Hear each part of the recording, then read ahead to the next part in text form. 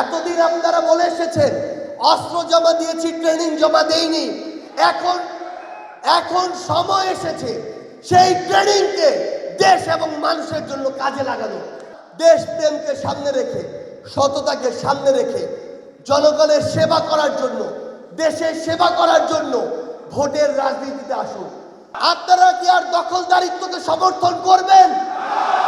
আপনারা কি আর ক্ষমতার অপব্যবহারকে সমর্থন করবেন? আপনারা কি আর ঘুষকে সমর্থন করবেন?